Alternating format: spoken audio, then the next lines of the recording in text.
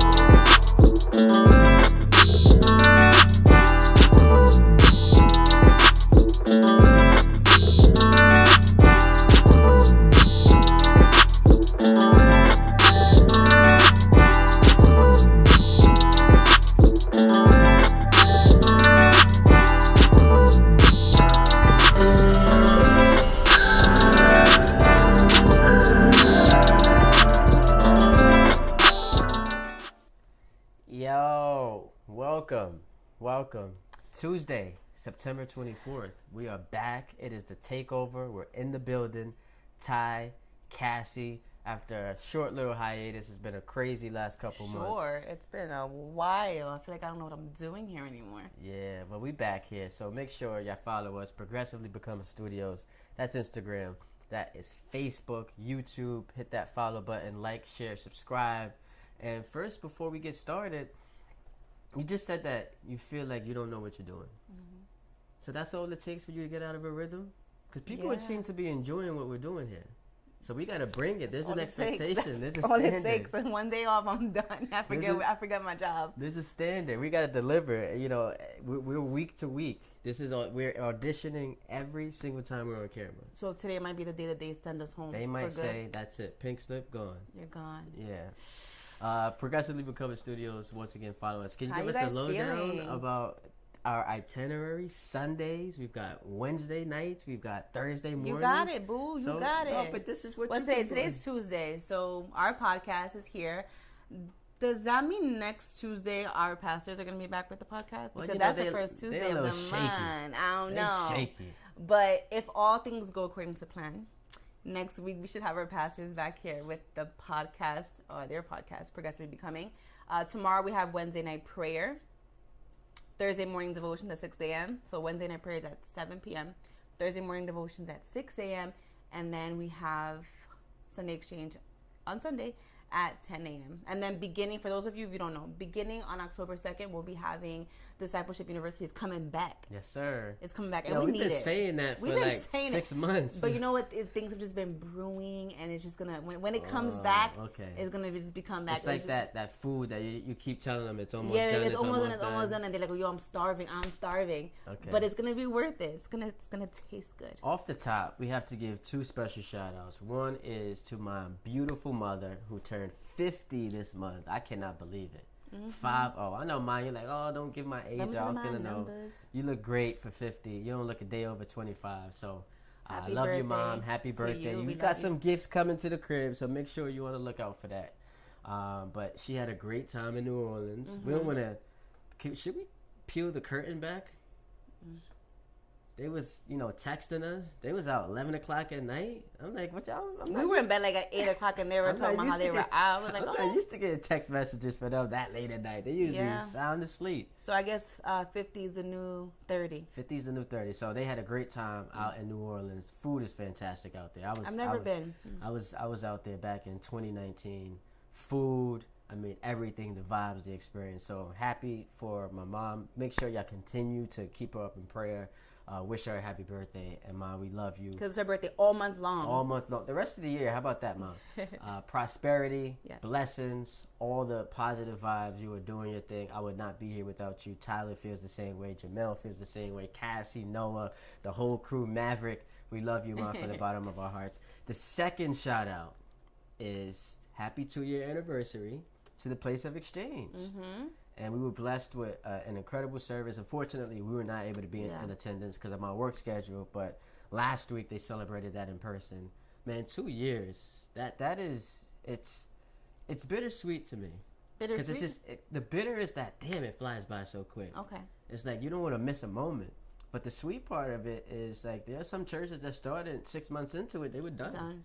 So this is, a blessing, and we're looking forward to celebrating multiple anniversaries. How about we hit year 3 strong? Yeah. And then year 4, year 5. Y'all ready? We're going for 20. Let's get that 20. Yeah. Anything else you got off the top? I think we just jump into it.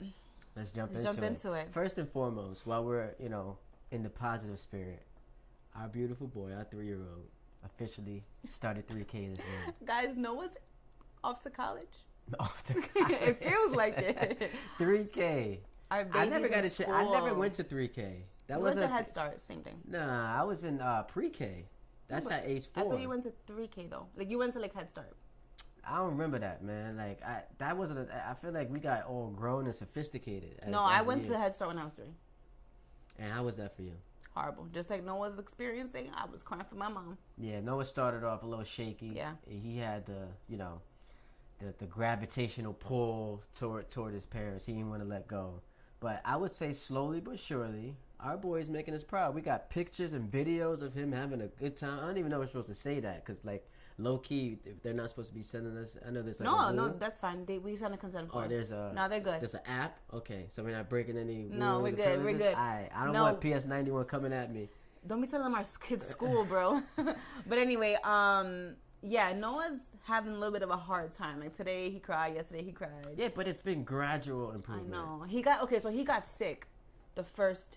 Literally the first day of school, I got sick. So I had to just suck it up. And anyway, a couple days later, he got sick. So he had to stay out of school for 2 days. And so like that kind of messed up the progress that we thought we were making. So we're still in a space where he's still struggling, doesn't want to go to school. He's looking for comfort. And he asks every morning, am I going to school today? And when we say, yes, baby, you're going to school. Yeah, but he gets there and he actually feels like, all right, this is getting better. Yeah, and he wants to watch us. I'm having a little microphone. Yeah. I get so excited talking about my boy. He wants to watch us out the window. Which is cute. That's like confirmation to him, I guess. Closure. Yeah, closure. Watches us out the window. Then when he sees us going our merry way, that's his key to like, all right, I'm adjusted. I'm good. Yeah. But shout out to all the teachers out there who help make the transition a little bit better for both kids and parents. I don't know what we would do without you guys because we trust our babies with you. And she's a teacher too. She's trying to be all humble and all that. She's a teacher too, and I said this to her. Might have been the second day of school, because when you're at that age where it's it's 3-year-olds, 4-year-olds, 5-year-olds, it's like a vortex of all these different emotions. Some kids are happy.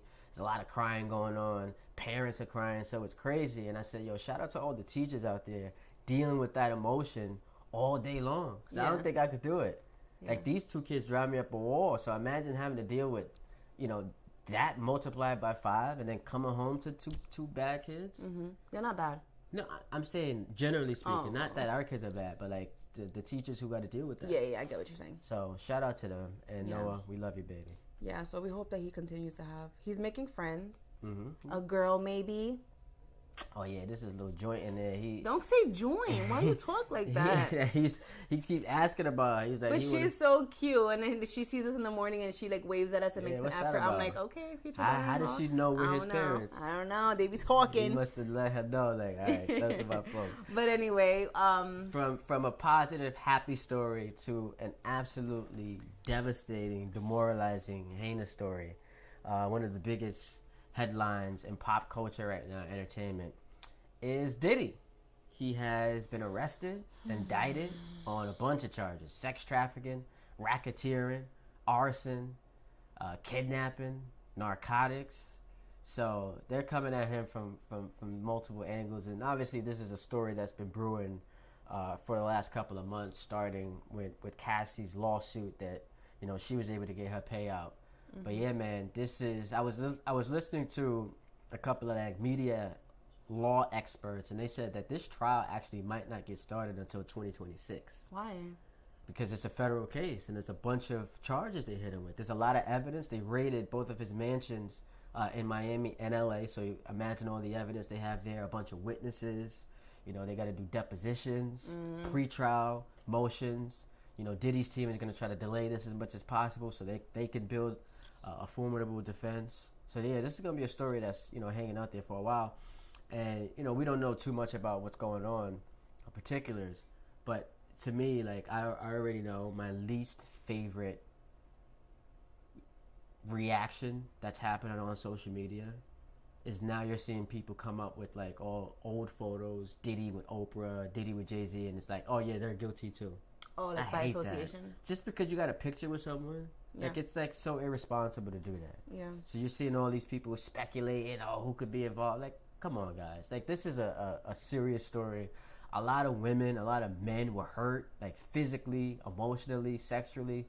So let's treat it with the severity that it needs and not be goofy and. But social media, they make jokes out of everything. All of a sudden now the whole baby oil thing. Not even jokes, but I don't think they're making jokes. I just the think baby oil crazy. thing is definitely a joke that they're making. But just accusing someone of doing something just because they're in a picture. Like I saw a bunch of people like, oh, I can't wait for Jay-Z and Beyonce to get taken down. Like why you can't wait for that? Why you can't wait for that? And then first of all, like how do you even they're even fix your lips to say that they're associated with that? Yeah. I mean, it's only crazy. Time will tell.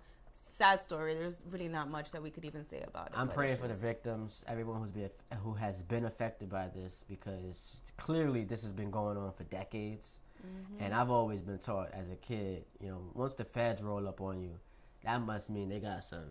They're not just showing up, raiding your crib and indicting you on some federal charges if this is just going to be some petty offense that you get away with. So praying for the victims, praying for the families involved, and we'll keep you posted on everything that's happening. Yeah. Another thing that's happening, what's the official number? Days until Election Day. Ask Alexa. Alexa, how many more days until Election Day? Election Day is in 42 days on Tuesday, November 5th, 2024. 42 days until election. 42 days. So let's call it like 6 weeks from today. Mm-hmm. 6 weeks from today, because it's on a Tuesday, November 5th. And in some places, early voting has begun. Mm-hmm. We try our best to not show you our political leanings because, who cares about that? But what I found interesting so far the last couple of days is you're starting to hear stories about screw-ups happening with ballots. Mm-hmm. So I think this happened in Montana where people were getting mail ballots, and on the ballot they only saw Trump and RFK Jr. Really? So Kamala's name wasn't on it. That's crazy. Which is insane. Like this is what we're dealing with. Though. That's crazy. So that's happening in Florida. I haven't heard about that. In Florida, in some ballots, they had Tim Walz's name spelled wrong instead of Tim Walz. It was Tim Walz. It was Tom Walz. Ooh. So listen. Statistically, there are more registered Democrats than Republicans in this country. So those Republicans are going to try to do their best to, get it back in their favor. How many of you guys watched the debate? Let us know in the comments what you guys think. Yeah, what do you guys think about that debate? Because, Pastor Jamel Tony was talking about, we have to ignore character. Let's focus on policy. Man, I ain't hear a lick about policy in that debate. That was straight demeanor. That was maturity. That was who do you see that is more fit to run a country? And that's for you to figure out. That's for you to decide. Just vote, though. Make sure you guys register to vote. Utilize your vote. Yeah, like we say, we're not trying to sway anybody into any wing, but do your research. All I'm going to say, man, if you watch that debate, it's clear who you feel could run a country versus who you feel is not capable of running a country. And it's not about, let's take candidate A and candidate B. Like, they're going head to head with each other. They don't both have to be perfect. They don't both have to be the ideal person that you would want running a country. It is just A versus B. Who do you think is better for the next 4 years or so? Right. And that's what it comes down to. But make sure you guys register to vote, ballots, figure that stuff 42 out. 42 days, baby. There's a lot going on.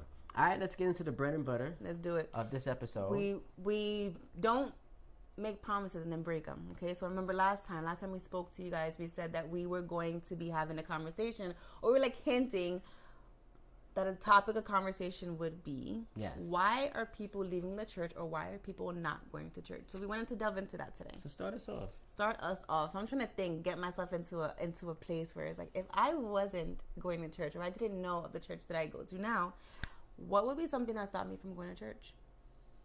And for me, what comes to mind is feeling judged I think that there's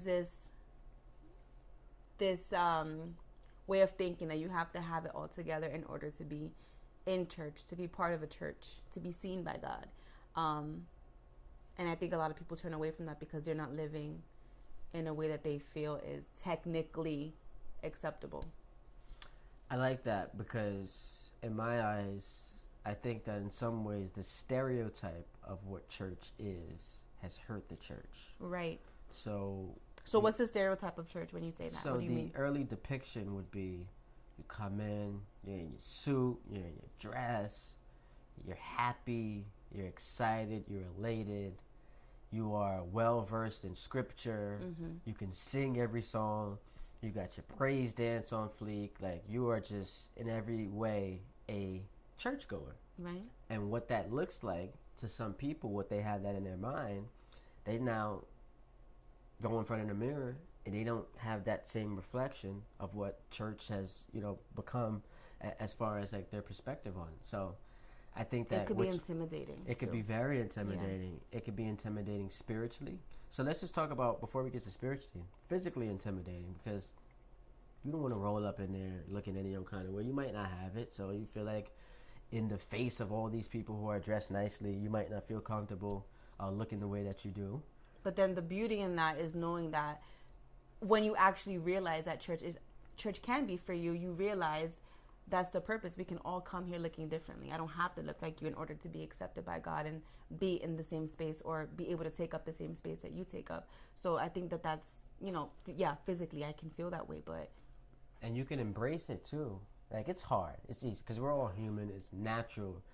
Like, forget church, walking into, any building or place and feeling underdressed. Like, it's one of the most uncomfortable, like, say a party. Yeah. And you feel underdressed. It's like, I don't want to be here anymore. You gravitate toward a corner or you just flat out leave. So having to overcome that feeling of overwhelming when it comes to, right place. Am I in the right place? Am I the right person in this place? And I think it is definitely something that plays a part in why people either stop going to church or just don't go altogether. And sometimes the church that you may have tried out, maybe that wasn't the church for you. Maybe you didn't belong in that church. So I can think back to when I was younger. I remember if my mom is watching, she can attest to this, but I remember asking her when I was younger, and I used to have questions about God from a very young age. And I asked her when I was maybe about 7 years old, and I said, can we go to church? And my mom grew up Catholic, and that was just by tradition. And so one day we went to the church that was close to where I used to live, St. Matthias Church. I think it was a Catholic church. And so we went one day, and I really wanted to go to church. And I remember sitting there, it was Sunday Mass, and I was so bored. I remember looking at my mom, like we have like this, I gave each other like a look when it's just like, oh my God, like what did we get ourselves into? Because it just felt so intimidating. I could just feel like I heard like the echoes of the priest. I didn't know what they were saying. Everyone stood up and they were they were chanting the Our Father, and I didn't know it. So Prayer. I was embarrassed because I felt like, oh my God, I feel so out of place here. And you just feel like you couldn't make a sound because people would look at you a certain way. So I knew for sure like that wasn't the church for me. But again, that could have turned me away from seeking other churches, and thankfully I didn't, because look, TPOE is in the building. But yeah, that's definitely, not every church is going to be for you. You got to find your place. But that intimidation physically, bless you, is definitely one of those reasons why people. So let's stay there for a moment, because you said a triggering term. You said bored. And listen, I'm candid. Like, people who know me, what I do for a living, I'm gonna tell you how I feel. There is an element of church can be boring because it's structured, it's a learning environment, and you just feel disengaged for whatever reason. So if that's your story, then find a church that makes you feel enthused. Find a church that energizes you. And I know like there's this resistance for a lot of like preachers who say, well, don't just come here for singing and dancing and shout, and like come here to listen to the word. But I do think that you can't knock someone for being compelled by singing and dancing. Like, if that's what first got you here, then sure, that's cool. Yeah. Like It's if like that's love what attracted languages. you, What that's what brings attracts you. you. Let's do it. Yeah. Now, I can find ways to minister to you through music and dancing, and now we can take it a step further and get you involved in the ministry. Of course, ultimately, like you want to be well versed in scripture and know everything there is about this Christian experience, and that comes through learning and reading the Bible. But don't just chastise someone because like the most fun part of the experience for them is the singing and dancing. Like that's dope. Yeah. Get them in the building any way you can. And you can also find like again talking about if singing praise, if that's your thing and you like it and you feel drawn to church because of that, great. Everybody learns in different ways. Everybody is gravitated to different things, and that's the beauty of it all. Like I know there are some pastors who use pictures to help demonstrate whatever like message they're trying to relate. Like Jerry Flowers is someone who I listen to also like on YouTube. You just type his name in and he's great at like explaining to you a lot of things that are in the Bible. And if you guys have a moment, definitely check him out because he speaks like the younger generation, and it's just really like it's crazy the way that he does it. He really makes you feel like you understand what's going on. So again, some people are visual learners. Like it all goes back to how you learn things or how you were able to receive information. So whether it be through singing and worship, right? You're receiving it through that way. Visuals, the way people just relay messages. So again, everybody's different. And conversely, we were at a barbecue once, and there was someone who was sitting across from us who said that they only are interested in the word. Mm-hmm. So they'll bypass praise dance and they'll bypass the worship team, and because they're only interested in hearing the gospel, and that's fine, which is cool. I mean, you could word it a bit differently so that it's not offensive, but I mean, whatever. Like if that's your preference, go to that. Another thing we got to be honest about, some of these services are too damn long. Ain't nobody trying to sit up in church for 2 or 3 hours. I'm gonna keep it a buck with y'all, man. Like people ain't trying to do that. You got to keep them interested. You got to keep them enthused. You got to keep them compelled. It's like one of the first things I learned in broadcast was, I'll never forget, my professors taught me this. If you don't capture my interest within the first 10 seconds, I'm out. Yeah. Like I'm dead. Think about, like, I know people don't really listen to radio anymore, but you're going through radio dials. Mm-hmm. If it's, whether it's talk or music, if that song ain't popping off or ringing off in the first 5 seconds, you're on to the next one. It reminds me also of Noah or Maverick when they're like having some screen time.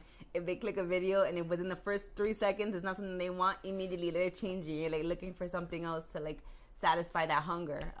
So that's funny. Like just now everybody's attention span, like exactly. It's you gotta get it. As we progress through like evolution, your attention span is just gonna get shorter and shorter because there are so many things that are capturing our minds. It's your phone, it's your iPad, it's your laptop, it's plant. Like people are busy. I'm not trying to tell people. It's not an excuse to not say, hey, I'm not going to prioritize this because it's too long, though. No, I'm not saying it's an excuse, but we got to be real about why certain folks are just like, I'm not trying to sit in church for 3 hours. No, I get That's it. just not piquing my interest. I'm good. Yeah. Because I remember when we went to Christ Tabernacle, like that was your church for a minute.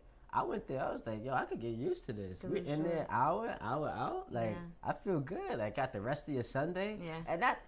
And come on, that's not disrespectful. It's not like you don't love God or you don't appreciate what church has to offer. It's not about that. It's about, like, for some people's church experience, their preference is to have something a little, quicker. Yeah. And I don't think there's anything wrong with that.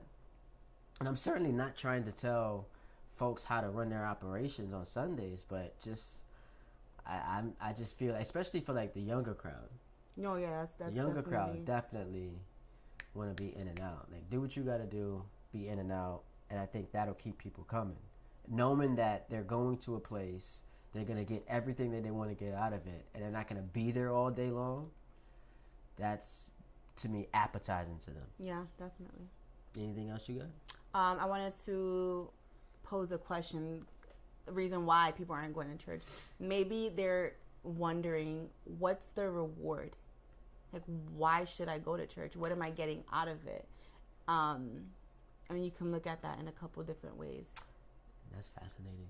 So you want to like take a stab at it? Well, you posed it, so you want to elaborate? Go ahead. The first thing that I wanted to mention was like, so when you think about this whole world of Christianity, right, going to church and being a Christian and following Jesus, some people have this idea, this image that if I do follow God, maybe he's gonna like a genie in a bottle, right? He's gonna grant me all my wishes. He's gonna make sure that I'm good, I'm gonna prosper, and all the things. But that's not actually what tends to happen. We tend to face lots of trials, which is a test of our faith. But sometimes people don't look at that. And I feel like I'm gonna have a hard time wording it because I'm on the spot right now. But our reward, right, is not what's here on earth. It's what comes after, right, when we get to heaven and all that kind of stuff. But people don't think that far out. And so they're like, well, I'm going to struggle and follow God or just live my life and just, like, what's the reward? Why do I have to follow God? Why do I have to go to church? There's all this hypocrisy in church. I have to live my life this certain way in church. It just becomes a lot. So I actually will challenge this idea that the reward comes in the afterlife. I think there is a present reward in being involved in your spirituality, whether that's, you know, intellectually or what it creates for you physically, emotionally. There are a lot of present day rewards that you experience in real time before you get to, you know, salvation and hearing well done. Like, so I'll challenge that for people who think that there's no in real time reward. As far as the right now and expectations, you know, and another thing I thought about, there are some people who can be the most devout Christian, right? Like, whatever you think level 10 out of 10 Christianity is, or like person who's deep into their faith. There are some people who feel like church is right here for me. I don't need all the pomp and circumstance. I don't need to go somewhere, sing. I don't need to hear a word. I got church right here. I could pray. I could read my Bible. I could preach to myself. And that's why I don't need to be around all these other people. I can have church right here with me every single day. I hear that, but also I don't know. I read something that said like you're not supposed to do it alone. Like that's why like community is important. And there was a reason for that. And if someone else, if you know what I'm talking about, put it in the chat because or I'll like somehow find it and I'll talk about it at some other point. But you're not supposed to do it alone. I don't know if the right word would be supposed to, but you shouldn't. I'll say. Let me see. I'll say from personal experience, I enjoy the sanctuary because there are a lot of things that happen when you're in that environment, when you're taking part in that experience that can help deliver you. You can witness someone else's testimony. You can see someone come in and you hear, when you leave, you're not supposed to be the same. You can witness that, like, within the span of 2 hours. Someone came in one way, they left and it changes you forever. them. And some of that is, like, unsustainable, right? Because you need to continue your walk with God in order for that to carry on. But the ability to listen to, witness, and see testimonies, I think that's powerful. I think there is an element of, and this can happen, I'll use a sports analogy, like you see something great happen in a sporting event. Jamel's going to hate this, but Ray Allen's 3 in Game 6 in 2013 in the finals where the Heat came back and won. Like, there were a lot of people who I'm sure, if you are a Miami Heat fan, wish that you were in the building to experience that. Like, it was great that you watched it on television, but imagine being a part of that atmosphere and that environment. And the same thing can happen with church. Again, I'm not saying one way is right, one way or the other way is wrong. What I'm saying is there is so much power, so much influence, so much impact in being able to bask in the glory of God and the deliverance and all of the rewards that come from that in-church experience that you're just not going to get from just sitting in your living room. I hear you. Which brings us to live streaming, like the pros and cons of live streaming. I think live streaming is fantastic, and the birth of it actually isn't the pandemic. Live streaming started way before that, but I'm sure the numbers grew exponentially throughout the pandemic. It's convenient because you don't have to leave your house. You don't have to get dressed. You don't have to get dressed. You can take care of business. You You don't have got to talk kids. to anybody. Like, you good. Yeah. You could just chill in your living room. And I love the convenience of it. It's great. But, I mean, like, our situation is a little bit more unique because our church is 2 hours away. I work Sundays. Like, there's a lot going on. But if I was just Monday through Friday working and, you know, church was closer or, like, we lived in Jersey, hell yeah, I wouldn't be in church. We can make it happen. Sunday. Let's go to Jersey. Yeah, I've been trying to get out of here. But I prefer being in the service physically in person versus the live stream. There's so many distractions at home, and we know this during those Sundays. Our kids just be doing too much. It's like every Sunday, it's like a certain time that hits, and our kids just start crying and whining, and then it's just spiraling. Like, we look at each other and we're like, it begins. Like, it's just like. But there's something in that, right? Like, we power through, like, the ability to overcome that adversity, to still, you know, hear the message and take something from it. Like, it's great. So there is a reward. I'm just open in dialogue. I'm not saying there's anything against watching church from the crib. Like, that's cool. It's dope to be able to do that. I'm just saying that my preference would be to be in person. But it sometimes makes you lazy, though. Stay at home, right? Yeah. Because there are times, like, even watching church, sometimes if I'm, like, you know, with the kids and stuff, and there's a moment where it's like, oh, wherever you are, stand. Like, sorry, Pastor Jamal, but I sometimes don't be standing. I'm like, yeah, I have my blanket and I'm chilling. So yeah, part of it makes you lazy because if I was in the building, I'm definitely gonna stand, you know. So there are pros and cons. You get to have the opportunity to have it wherever you go, but there are cons. You can be lazy. You can end up being you dissociate. You have your phone next to you. Maybe you're scrolling. There's just a lot of distractions going on in the environment. The toaster oven, or what we call it, the air fryer, starts beeping, which means because you put the bacon in right before church. Like, a lot of stuff is just happening. There's just an unaccounted for. The connection goes bad. Yeah. Like that happens too, and like again, we're human. Our attention span. So sometimes it's like, oh man, like it froze. So now we're annoyed. It's like, come on, man. Yeah. So there is like an unaccounted for metric, I'll say, that is energy. Like the energy you get from being in the sanctuary with a bunch of people, worshiping, praising, having fun, and then in the aftermath of church, you know, once it's over, being able to greet people, have a good time. I won't say I'm the most social person. Yeah, I feel like you're a social butterfly. It depends on the setting. It depends on the setting. I'm a little bit more reserved when it comes to certain settings. But, like, just that experience, you know, being able to talk to people. Like, Hubbard, for example. Like, I met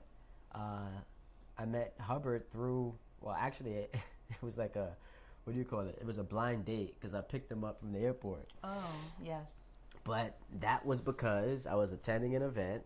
And, you know, my services were needed, so that the fellowship created that interaction. And I love Hubbard and his wife. Like, they're dope. Yeah. They're dope. So I just think there's a beauty in that.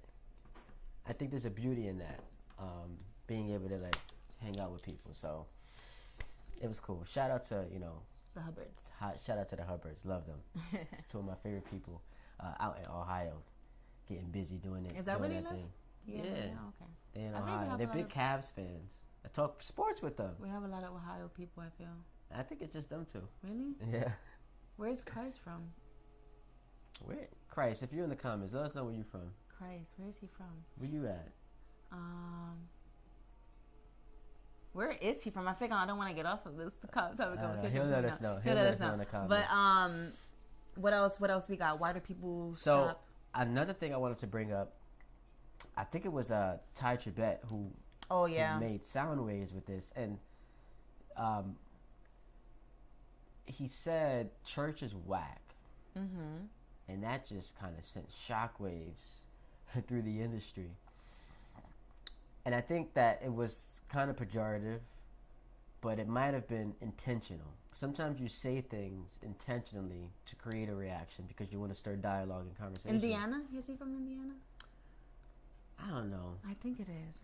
But you want to create dialogue and interaction. And I thought what he said was engaging. And what he meant by not the ideologies of church is whack. Like, he's not talking about what we're learning in scripture. He's not talking about salvation. He's talking about, like, what it has become. Yeah. It's politicized. It's like a business. And it's always been a business, but sometimes it feels like the business is too overt, too in your face. Like, you hear stories about what these preachers ask for sometimes. Oh, yeah. Pastor Jamal and Christ were talking about that. Yeah, fly you first class on a specific airline. See, that's why I couldn't get into this. This is not for me. Like, God, there are certain things he's like, all right, this is for you. There's certain things I'm going to keep you out of. I don't have the patience to deal with that. I mean, the goal of you. But what if you were like a celebrity, or you become someone Nah, man, if I'm speaking at your church, this is different. This is not me being a celebrity. But that's their role. No. Preferences. Bleep that. I'm speaking at your church, and I was just in the pulpit talking about how, God has empowered me to deliver messages. I'm trying to save folks. Like, so on the premise of that, like, you were called to do this. This idea that the only way you're going to speak at my church is if I book you on JetBlue first class at 8:30 a.m. and put you in this 5-star hotel, and now you need breakfast, lunch, and dinner. Stop all that. That's whack. Yeah. So I can't speak for Chai Chibet, but the politics, what do you call that? The privilege, like all of the things that come with that territory, that's whack. Yeah. I ain't with all that at all. Y'all are better than me, because I'd have been like, yeah, so it ain't happening then. What? You want what? Okay. Clearly I feel strongly about this. Clearly. Anything else you want to hit on? I wanted to give a book recommendation based off of, like, the why people aren't going to church thing. We ready for that? Yeah. All right. So I have a book recommendation. I don't know where it is right now, but we are still in a book club. For those of you who are watching, you're maybe new to this. But we started a book club in the beginning of the year. Raise your hand if you've completed the books thus far. I don't see your hands raised. Yo, put it in the comments if you have completed any of the books, whether it was Velvet Elvis, what is it, Divine Disruption? There was another one after that. And I think we're about to be starting our last book of the month. So go to Amazon. But besides that, if you have time for another book, there's a book that I am reading. It's called, I said, let's hear it. Oh, it's called Can I Say That? Let me go a little bit closer. Can I Say That by Brenna Blaine. And the reason why I bring it up, or I want to recommend this book, is because we're on the conversation of why people aren't going to church. And this book is about this woman who, she's not a traditional, like, she's someone who doesn't look like she goes to church, right? Her name is Brenna Blaine, so you can look her up. And she struggled her entire life with suicidal ideations, depression, anxiety, same-sex attraction, but she was a Christian. And so she talks about all these things and all these questions that she has for God and Jesus, and how she's seen her parents divorce. She was molested when she was a young girl. So there's a lot of things that happened to this person, and she grew up in the church. And she just explains and asks God all these questions, and she provides the answers, like what God has said to her and revealed to her. And it's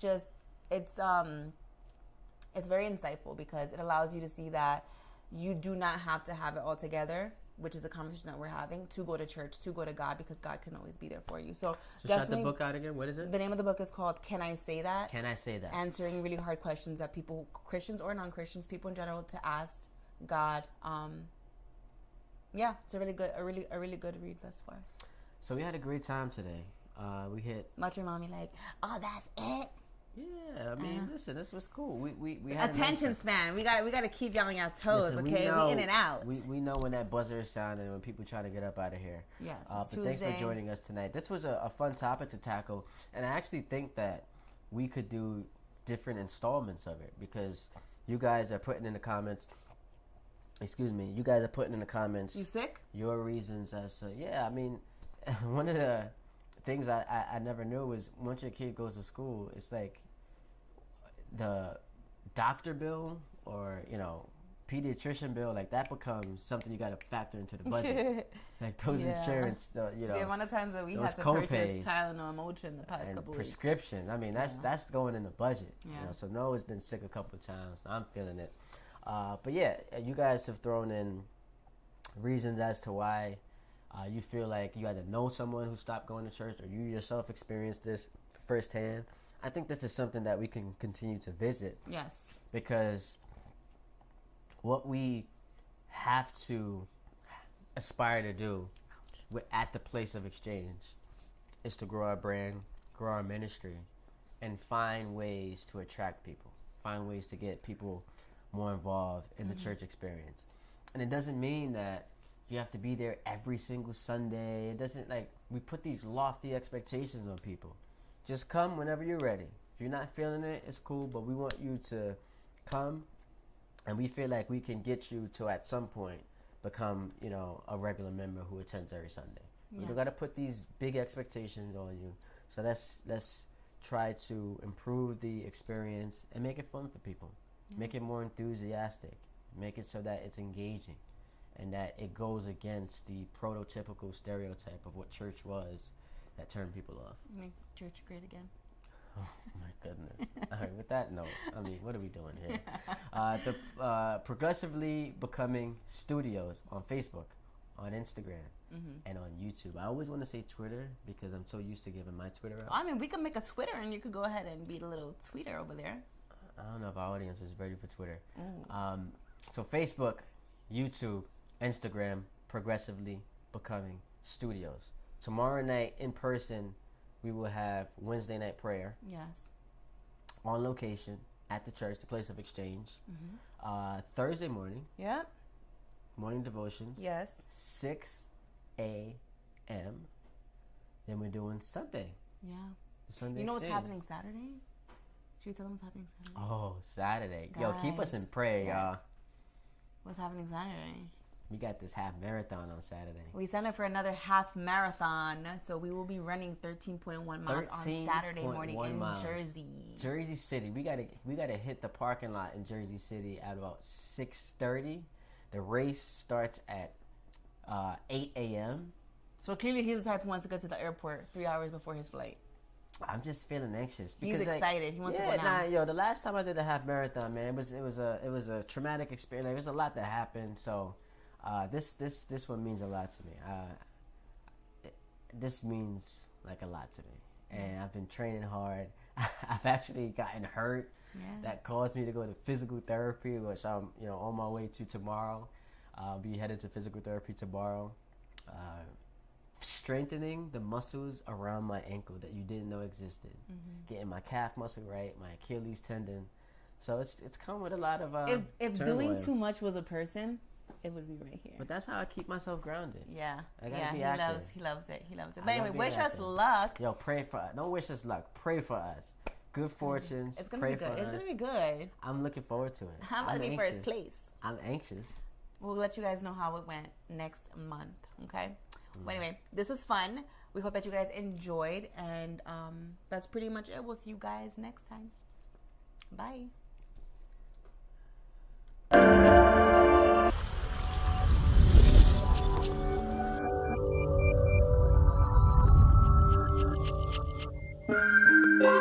Thank you.